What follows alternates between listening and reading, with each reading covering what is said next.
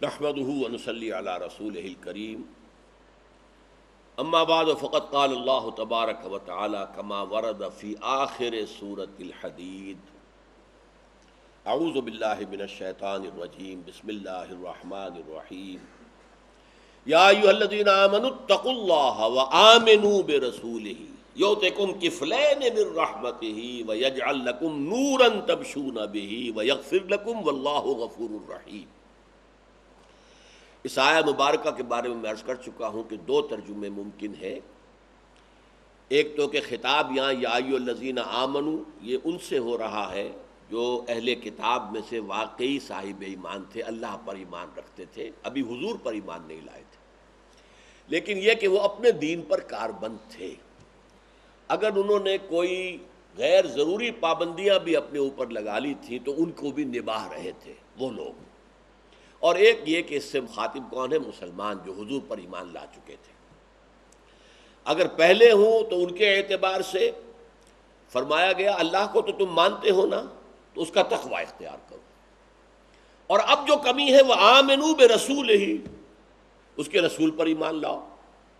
یؤتکم کفلین من رحمتہ، اللہ تعالیٰ تمہیں دو حصے دے گا اپنی رحمت میں۔ اب اس میں بھی دو ترجمے ہو جائیں گے، کیوں دے گا دو حصے؟ ایک حصہ تو میں نے کہا اگر ہم سمجھیں کہ خطاب ہے سابقہ اہل کتاب سے، تو میں حدیث سنا چکا ہوں کہ حضور نے فرمایا وہ تین طرح کے آدمیوں کو دوہرا ثواب ملے گا۔ ایک وہ جو کسی سابق رسول پر بھی ایمان رکھتا تھا اور مجھ پر بھی ایمان لایا، اس کو دوہرا ثواب ملے گا۔ ایک وہ جو غلام ہے کسی کا، وہ اپنے آقا کا حق بھی ادا کرتا ہے اور سب سے بڑے آقا اللہ کا حق بھی ادا کرتا ہے۔ ظاہر بات ہے کہ اس کے لیے تو دوہری مصیبت ہے نا۔ آپ تو اگر آزاد ہیں تو آپ اللہ کا حق ادا کرنے میں آزاد ہیں، غلام کے اوپر تو ایک پابندی ہے، وہ آقا اس کو اجازت دے گا تو وہ کچھ کرے گا نا۔ تو وہ گویا کہ آقا کو بھی اتنا خوش رکھے، ایکسٹرا اس کی خدمت کرے کہ آقا پھر اس خوش ہو کر اجازت دے کہ ٹھیک ہے بھائی تم نماز بھی پڑھ لیا کرو، تم یہ کر لیا کرو، تو اس کے لیے بھی دوہرا اجر ہو جائے گا۔ اسی طریقے سے تیسرا مجھے یاد نہیں ہے، تو یا ایھا الذین آمنوا اتقوا اللہ وآمنوا برسولہ، ایمان رسول پر، اس پر میں زور دے چکا ہوں کہ جائیں جاست جائیں جاست جائیں جاست، جگہ یہی ہے۔ جیسے کہ آپ کو معلوم ہے بہت بڑی بڑی کمپنیاں اربوں ڈالر خرچ کرتی ہیں ایکسپلوریشن فار آئل، پہلے پتہ چلائیں کہاں زمین میں آئل ہو سکتا ہے، اس کے طریقے ہیں کہ یہاں پر اس کا امکان ہے، اب یہاں پر لگا دو ڈیرا۔ جائیں جاست، اب ڈرلنگ ہو رہی ہے، ناکام ہو گئے، پھر ڈرلنگ کر رہے ہیں، ناکام ہو گئے، پھر ڈرلنگ کرتے رہو، جائیں جاست ہے یہی جگہ، یہیں سے نکلے گا۔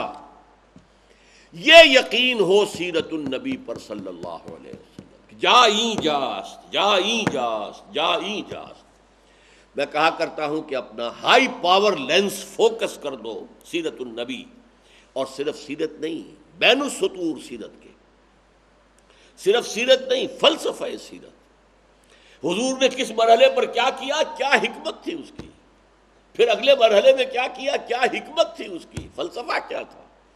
انقلابی عمل جو میں نے ڈرائیو کیا ہے حضور صلی اللہ علیہ وسلم کی سیرت مطہرہ سے، اور میرا دعویٰ یہ ہے کہ واحد سورس جو ہے، اگر آپ جاننا چاہیں کہ انقلاب، حقیقی انقلاب کیسے آتا ہے، تو اس کی واحد سورس محمد رسول اللہ کی سیرت ہے صلی اللہ علیہ وسلم۔ تو جائیں جاست یؤتکم کفلین من رحمتہ۔ اچھا کفلین کیوں ہو جائے گا؟ اگر سابق تھے تو ان کے تو کفلین ہو گیا کہ وہ حضرت عیسیٰ کی نبوت پر ایمان رکھتے تھے، حضور پر بھی، اور صحابہ اگر یہی کام کر رہے ہیں، مسلمان کر رہے ہیں، تو وہ نمونہ بن جائیں گے، گویا کہ وہ لوگوں کے لیے حضور کا نمونہ بن جائیں گے، اسوہ رسول کی نمائندگی کریں گے، تو دوہری ان کو اللہ تعالیٰ کی طرف سے دو حصے ملیں گے کہ ایک انہوں نے اتباع کیا رسول کا صلی اللہ علیہ وسلم، اور ایک یہ کہ وہ دوسروں کے لیے رسول سے آشنا ہونے کا ذریعہ بن گئے، رسول سے متعارف ہونے کا ذریعہ بن گئے، سنت و سیرت رسول کو عام کرنے کا ذریعہ بن گئے۔ یؤتکم کفلین من رحمتہ وَيَجْعَلْ لَكُمْ نُورًا تَمْشُونَ بِهِ، بہت اہم ہے، بہت اہم ہے، اور تمہیں نور دے گا جس کو لے کر تم چلو گے، جس کی روشنی میں راستہ طے کر سکو گے۔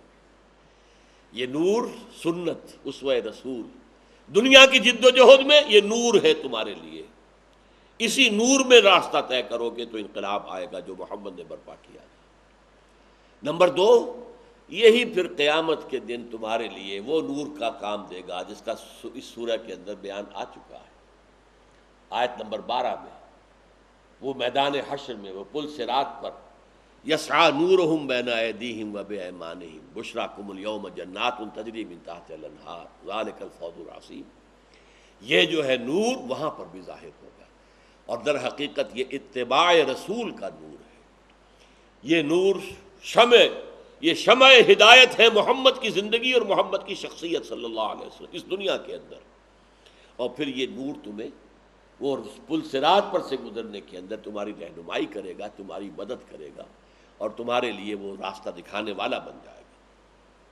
یا ایھا الذین آمنوا اتقوا اللہ وآمنوا برسولہ یؤتکم کفلین من رحمتہ، وہ دے گا تمہیں اپنی رحمت کے 2 حصے، وَيَجْعَلْ لَكُمْ نُورًا تَمْشُونَ بِهِ، اور تمہیں وہ نور عطا کر دے گا کہ جس کے اندر راستہ دیکھ کر چل سکو گے، وَيَغْفِرْ لَكُمْ، ایک اور وعدہ، کہیں کوئی خطا ہو جائے، غلطی ہو جائے، کہیں نفس نے کوئی زیادہ زور مار دیا، کہیں حالات میں جذبات جو ہے زیادہ بھڑک گئے، کہیں کوئی خطا سرزد ہو گئی، یغفر لکم، اللہ معاف کر۔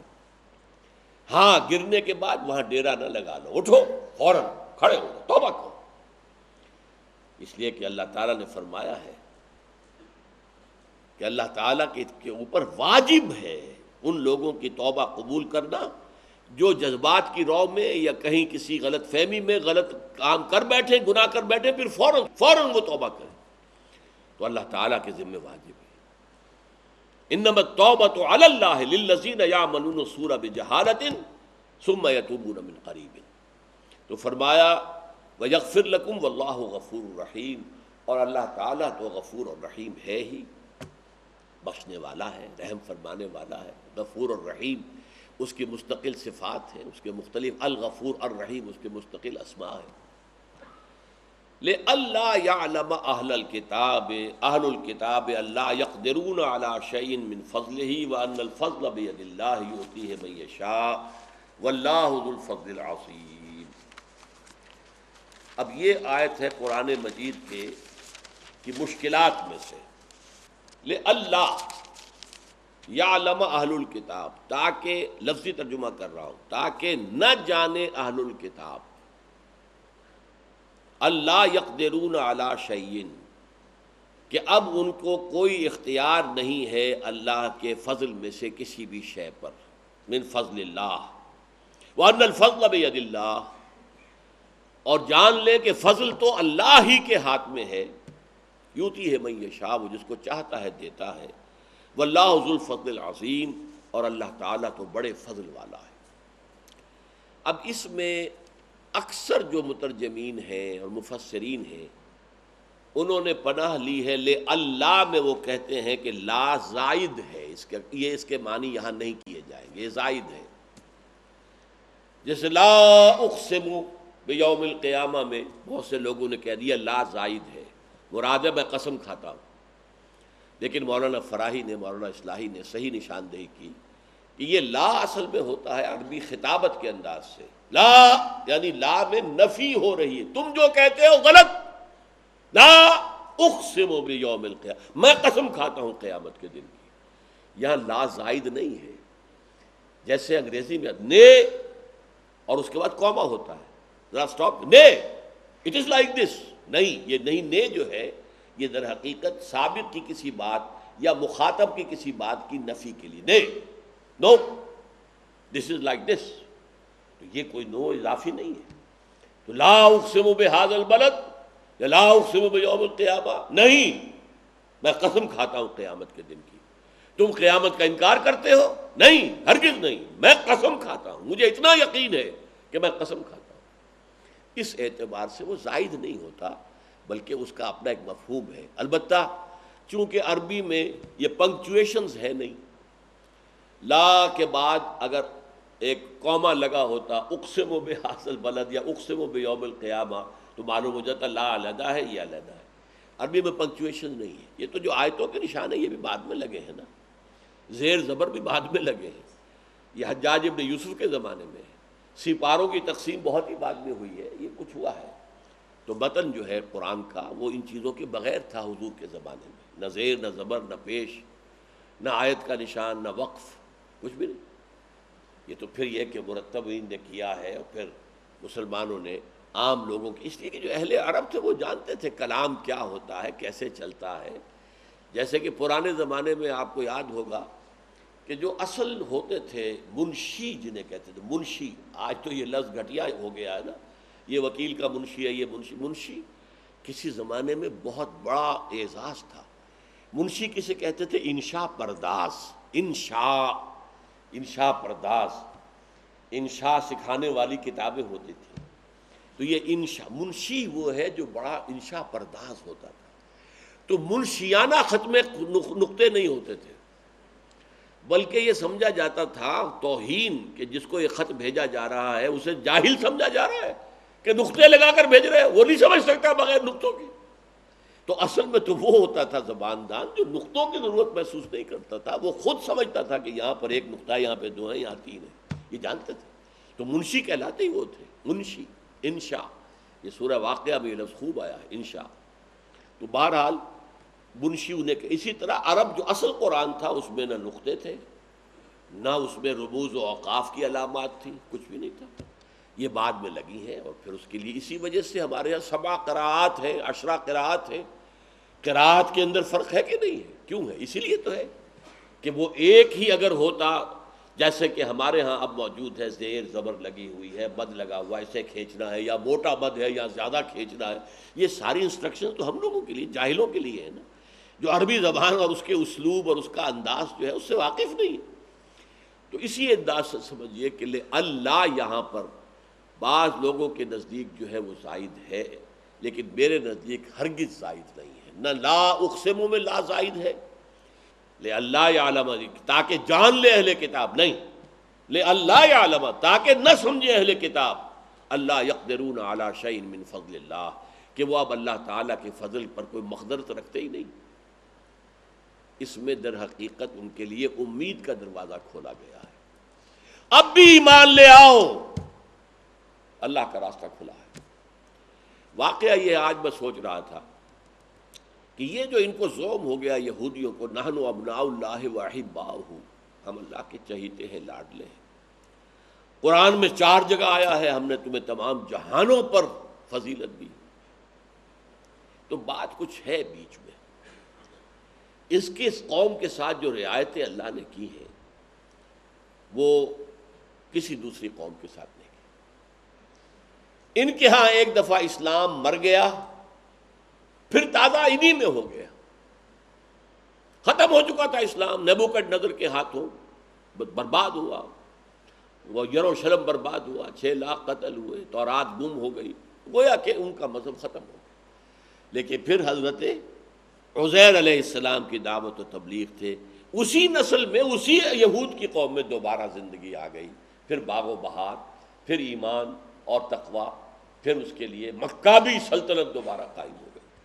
ہمارے ساتھ اللہ نے یہ نہیں کیا ہے, نوٹ کر لیجیے. جب عرب گر گئے تو پھر عرب نہیں اٹھے دوبارہ, پھر ترکوں کو اٹھایا ہے. عرب جو ہے گر گئے. 13ویں صدی عیسوی میں 1258 میں سقوط بغداد ہوا ہے, اور آخری خلیفہ جو تھا بنو عباس کا, مستعصم باللہ, اسے گھسیٹ کر لائے ہیں باہر محل سے, ایک جانور کی کھال کے اندر اسے لپیٹا ہے اور سڑک پر ڈال دیا ہے, اور اس کے اوپر گھوڑے دوڑا دے. وہ لوئسٹ ایب تھا اسلام کا اس وقت, مسلمانوں کی تاریخ کا لوئسٹ ایب. پھر عرب نہیں اٹھ سکے, پھر ترکوں کو اٹھایا ایک نئی نسل کے اندر. پھر اللہ تعالیٰ نے ہے آیا فتنہ تاتار کے افسانے سے پاسماں مل گئے کعبے کو صنم خانے سے. پھر خلافت بھی ترکوں میں چلی گئی. اب تیسرا مرحلہ بھی خلافت کا آنے والا, اور ایک رائے ہے, شمس نوید عثمانی ایک مصنف ہیں انڈیا کے, فوت ہو گئے, اب بہت نیک آدمی تھے. ان کا یہ خیال ہے کہ اب حضرت حام کی اولاد میں خلافت آئے گی. پہلے حضرت سام کی, نبوت ان میں تھی، خلافت ان میں تھی۔ پھر یہ یافس کی اولاد تھے، ترک جو ہیں، منگولز اینڈ ٹرکس، یہ سب کون ہیں؟ یافس کی اولاد، یوج اور ماجوج، گوگ اینڈ میگوگ، انہی میں سے۔ اب حضرت حام کی اولاد، واللہ عالم، یہ ایک علیحدہ مسئلہ ہے۔ لیکن جو بات بتانی تھی، اس قوم کے ساتھ جو بہت بڑا فضل کیا اللہ نے، وہ کیا تھا؟ کسی قوم کو یہ رعایت نہیں دی گئی کہ اگر اس نے من حیث القوم اپنے رسول کا انکار کر دیا تو اسے بخشا گیا ہو، بخشا مانی چھوڑ دیا گیا ہو، ہلاک کر دیے جاتے تھے۔ قوم نوح غرق کر دی گئی، قوم ہود برباد کر دی گئی، ایک تیز آندھی چلی ہے، سبع لیال وثمانیۃ ایام حسوما فتر القوم فیہا صرعا، ایسی باد سموم چلی ہے، سناٹے جسم کو چیرتی ہوئی چلی گئی ہے، یا باد سرسر چلی ہے، اور وہ ایسے پڑے نظر آ رہے تھے جیسے کہ کھجوروں کے تنے گرے ہوئے ہوں زمین میں، کیونکہ بڑی قداور قوم ہے۔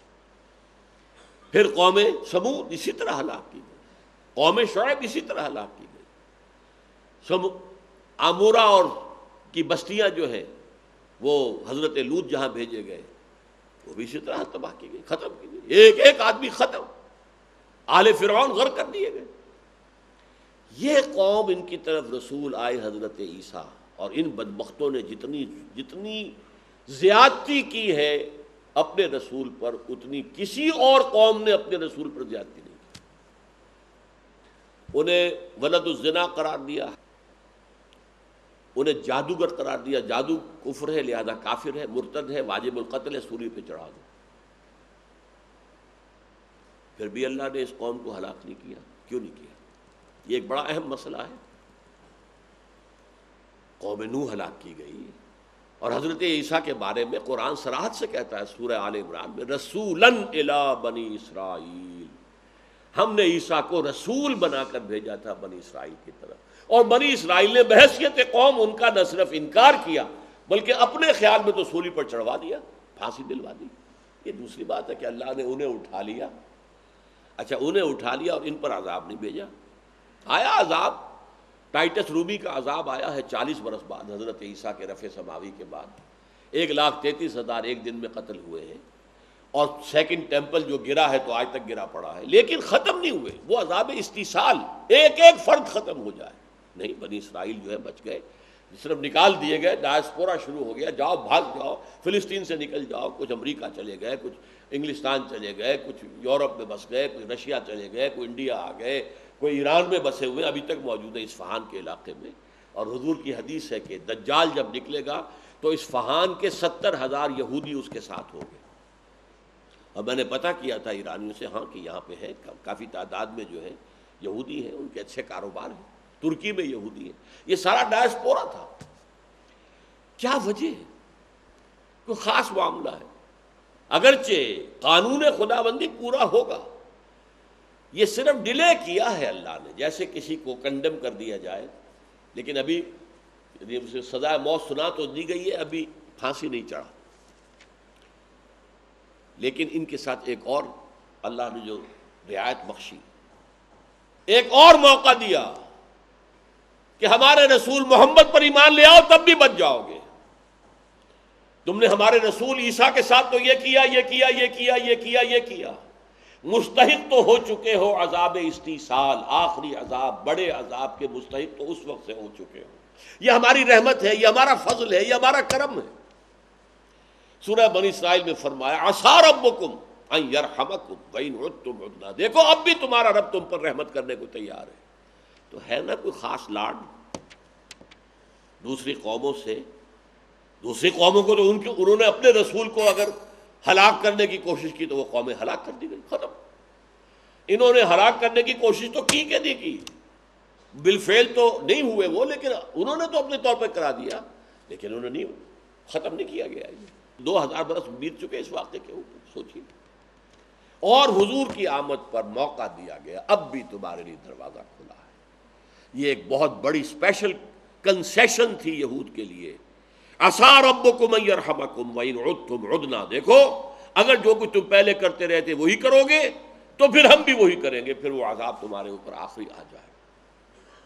وہ بات ہے جو یہاں کہی جا رہی ہے۔ یہ دروازہ ابھی کھلا ہے، دیکھو یہودیوں، ابھی دروازہ کھلا ہے، لِأَلَّا يَعْلَمَ أَهْلُ الْكِتَابِ، تاکہ نہ سمجھیں یہ اہل کتاب، اللہ يَقْدِرُونَ عَلَى شَيْءٍ مِّن فَضْلِ اللَّهِ، کہ اب ان کو کوئی مقدرت حاصل نہیں ہے اللہ کے فضل کو حاصل کرنے کی۔ وَإِنَّ الْفَضْلَ بِيَدِ اللَّهِ، اللہ فضل جو ہے وہ تو اللہ کے ہاتھ میں دیتا ہے جس کو چاہتا ہے، یؤتیہ من یشاء، جس کو چاہتا ہے۔ اب بھی دروازہ کھلا ہے، ہم تو مائل برم ہیں، کوئی سائل ہی نہیں، تم آؤ گے نہیں تو پھر تمہارا آخری حساب ہونا ہے، وہ ہونا ہے۔ اور اس میں دوسری حکمت کیا تھی؟ ایک حکمت تو رعایت دی کہ ایک موقع اور مل جائے انہیں سنبھلنے کا، ہوش میں آنے کا، توبہ کرنے کا حضور کی بعثت پر۔ اور دوسری حکمت کیا تھی؟ جو خیر امت محمد الرسول اللہ کی دنیا میں آئے گی، اور اس میں جو خیر ہے، بہتر ہے، وہ ہے کون؟ امیین، عرب، جن کی زبان میں یہ قرآن نازل کیا گیا۔ جب یہ غلط راستے پر چلیں گے تو انہیں سزا کن کے ہاتھوں دلوائی جائے گی؟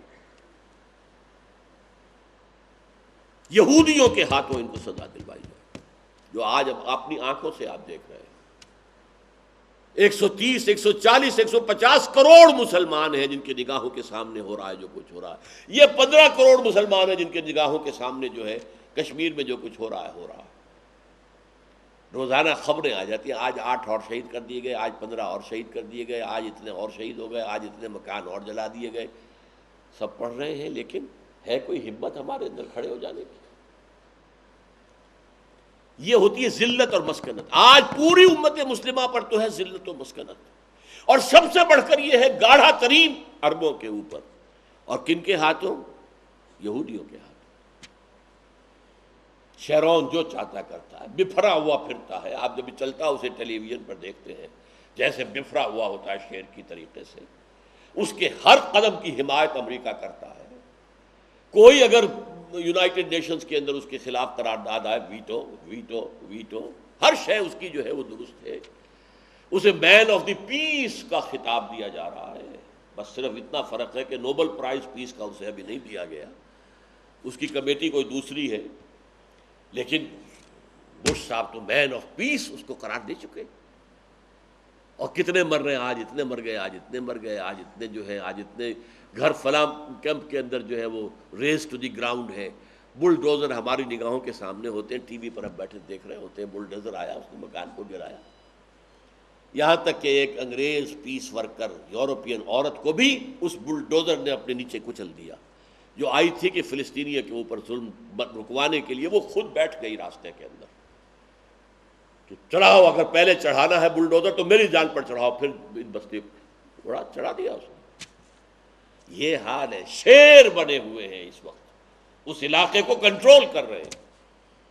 اور عراق کی جنگ کا واحد سبب گریٹر اسرائیل کے قیام کے لیے پہلا قدم اٹھانا تھا، ورنہ کوئی سبب آج تک بیان ہی نہیں کر سکے، امریکی نہیں کر سکتے بیان، نہ نیا بلیر جو ہے وہ معافیاں مانگ رہا ہے، امریکہ کی ساری کمیٹیاں کہہ رہی سب جھوٹ تھا، سب بکواس، سب فسانہ، سب فراڈ، کچھ بھی نہیں تھا۔ ایک تھا گریٹر اسرائیل قائم کرنا ہے، تو مسلمانوں کو عذاب دلوانا ہے یہودیوں کے ہاتھ، پھر ان کو ختم کر دیا جائے گا۔ مولانا اصلاحی صاحب کہا کرتے تھے، وہ راجپوت تھے، تو راجپوتوں کے ہاں وہ کہتے تھے کہ یہ ایک رسم تھی کہ اگر کوئی راجپوت نوجوان کوئی گری ہوئی حرکت کرتا تھا تو اس کے سر پر چمار کے ہاتھوں سے جوتے لگواتے تھے۔ یعنی اگر راجپوت نوجوان کے سر پر کسی راجپوت کا جوتا پڑے تو جوتا تو ہے تو راجپوت کا نا، کچھ چمار کا جوتا پڑ رہا ہے تو گویا کہ ایڈنگ انسلٹ ٹو انجری، جو چوٹ لگ رہی ہے وہ تو لگ رہی ہے، انسلٹ یہ چمار مار رہا ہے اسے۔ تو یہ ضربت علیہم الذلۃ والمسکنہ والی قوم، مغضوب علیہم قوم، ملعون قوم کو آج کھڑا کر دیا گیا ہے امت مسلمہ کے بہتر حصے کی سرکوبی کے لیے۔ اس کے بعد ان کا خاتمہ ہوگا، حضرت مہدی کا بھی ظہور ہوگا، عرب میں اسلامی حکومت بھی بنے گی، آرمگڈون بھی ہوگا۔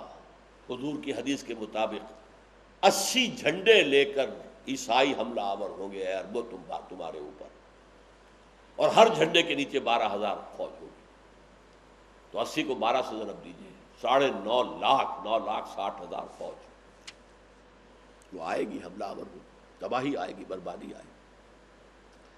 لیکن پھر the table will be turned, پھر اللہ تعالیٰ مسلمانوں کو پلہ بھاری کرے گا، پھر حضرت مسیح علیہ السلام ہی کو بھیجے گا جو کہ یہودیوں کی طرف رسول بنا کر بھیجے گئے تھے، اور حضرت مسیح کے ہاتھوں یہ ختم ہوں گے۔ جہاں تک نگاہ جائے گی حضرت مسیح کی، یہودی پگھل جائے گا، پگھل جائے گا۔ ہر درخت اور ہر پتھر پکارے گا، اے مسلمان یہ میرے پیچھے یہودی جو ہے یہ چھپا ہوا، آؤ اسے قتل کرو، سوائے ایک درخت ہے غرقد، یہ یہودیوں کا محافظ ہے، اور انہوں نے اسرائیل میں اس غرقد جو ہے، میں نہیں جانتا وہ کیسا درخت ہے، غرقد کی بہت بڑے پیمانے پر پلانٹیشن کی ہے، وہ جانتے ہیں، وہ ہماری حدیثوں سے واقف ہیں، انہیں معلوم ہے کہ اب یہ اینڈ ٹائمز ہے جو آ رہے ہیں، قیامت دور نہیں ہے۔ میں حیران ہوا تھا جب کہ میں نے یہ پڑھا تھا، جب موشے دایان جو تھا وہ کانا، اس وقت خیال تھا کانا دجال یہی ہے شاید، موشے دایان وہ جب کانکرر کی حیثیت یروشلم میں داخل ہوا 1967، یروشلم جو ہے وہ تو مسلمانوں کے قبضے میں تھا نا، اردن کے قبضے میں تھا، ویسٹ بینک کے اندر ہے نا، ویسٹ بینک کا شہر ہے، ویسٹ بینک اردن کا تھا، انہوں نے چھینا، پھر فاتح کی حیثیت سے داخل، ان کے ساتھ اس موشے دایان کے ساتھ ایک رہبائی بھی تھا، بہت بڑا رہبائی، ظاہر بات ہے کہ جو ایک کانکرر کے ساتھ جا رہا ہوگا چیف رہبائی، ہی اسٹارٹڈ ویپنگ، وہ رونے لگا، اور الفاظ کیا تھے؟